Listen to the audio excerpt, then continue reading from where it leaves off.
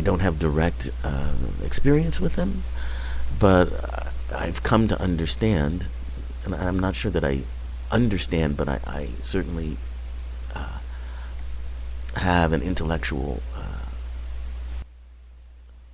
understanding of concepts of gender identity and how there are people who um,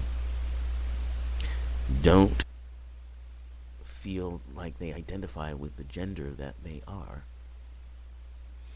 Uh, and I think that that concept can be expanded. It doesn't just have to be with people who are transgender. It can be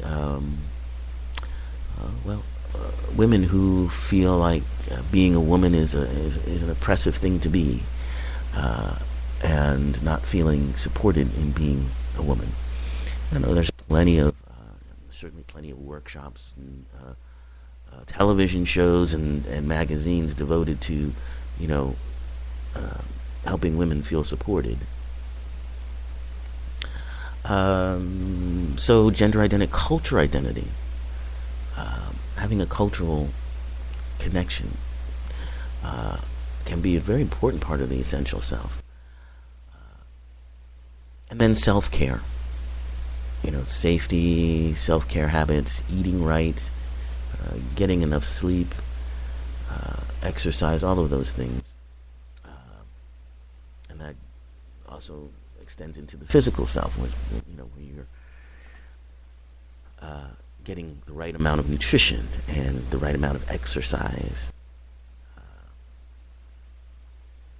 And then it's a general feeling of well-being, where you feel that you're safe in your home or your neighborhood.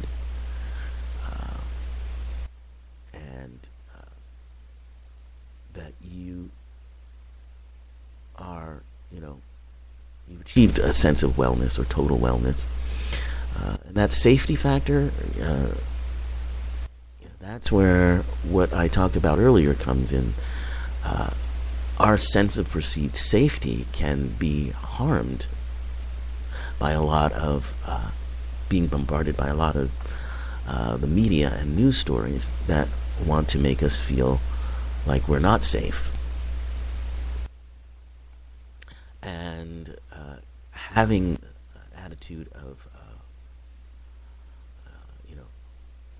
spirituality, applying that to these kinds of stories, where you look at it from a higher perspective, that can really help you to restore that sense of safety.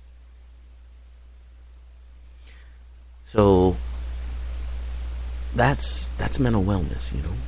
And I mentioned before about medication in dealing with mental illnesses, and how drug therapy had been on the rise for the past couple of years, more than a decade actually. So, and this is research that comes from out of the Consumer Reports magazine article on treating mental illnesses. And what they found was that talk therapy, that's therapy in which you are working with a psychiatrist or psychologist or a trained therapist, that this therapy rivaled drug therapy in effectiveness. In the study, they said the respondents who said that their therapy was mostly talk and lasted at least 13 sessions had better outcomes than those whose therapy was mostly medication. Therapy delivered by psychologists and clinical social workers was perceived as being as effective as that given by psychiatrists. Now, drug therapy can work, and some people have found effectiveness with that, but it can take time because quite often there's a trial and error approach in finding the right medication, and a lot of these medications have rather nasty side effects, which can affect um, your weight, can affect your libido, your sense of sexual performance. It can just make you sort of lethargic, and and there are other effects that I feel like, because there's so many new drugs on the market, that the doctors don't really fully know the full extent of the side effects. They could be doing all kinds of physical damage.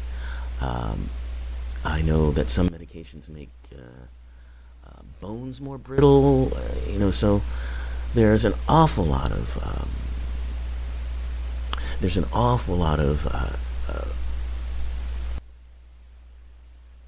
I won't say danger, but there's an awful lot to be concerned about in taking medication. Certainly, if that's the only way that you feel that you can be helped, and it's the only thing that seems to work, then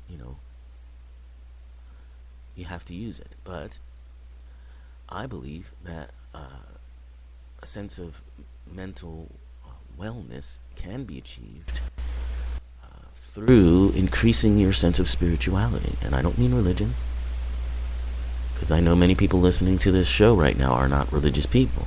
You don't have to be to have a sense of spirituality. They're two different things. But I know in my own mental health that it's helped enormously, having that sense of connection, having that sense of something beyond you that is also part of you. That's something that can really heal any sense of distress, fear, anxiety that you may have.